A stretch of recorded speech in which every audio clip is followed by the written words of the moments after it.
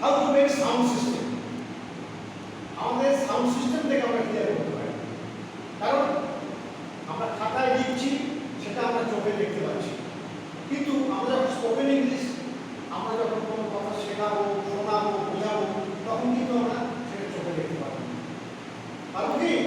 তাহলে আমাদের গেস করতে হবে, তাহলে সাউন্ড সিস্টেম থেকে আমাদের সম্পর্কে বুঝতে হবে। সাউন্ড সিস্টেমটা না বুঝলে কিন্তু আমরা এই জায়গাটা আগাতে পারবো না। ন্যাচারালি আমাদের এই যে সাউন্ড সিস্টেমগুলো, এখানে বিভিন্ন রকমের সাউন্ড সিস্টেম আছে। এখানে আমাদের ভাওয়াল সাউন্ডের একটা উচ্চারণ হবে, আমাদের কনসোনান্ট সাউন্ডের আরেকটা উচ্চারণ হবে। দেখো, আমরা ভাওয়াল বলতে যে শব্দগুলোকে আমরা সচরাচর ব্যবহার করে থাকি, এ ই আই ও, তাই তো? আমরা যখন স্পোকেন ইংলিশে কোনো কথা বলি, তখন এই ভাওয়ালটা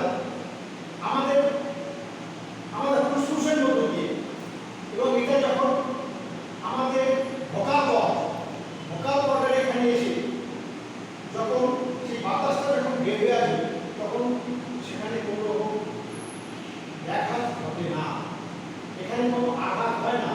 অর্থাৎ ভোকাল কর্ডের মধ্যে যে দুটো মেমব্রেন থাকে, আপনার পর্দা থাকে, যেটা আমি যখন বারবার তোমাদেরকে বলছি, বলার চেষ্টা করছি, এই ভোকাল কর্ডের পর্দাটা খুলে যায়।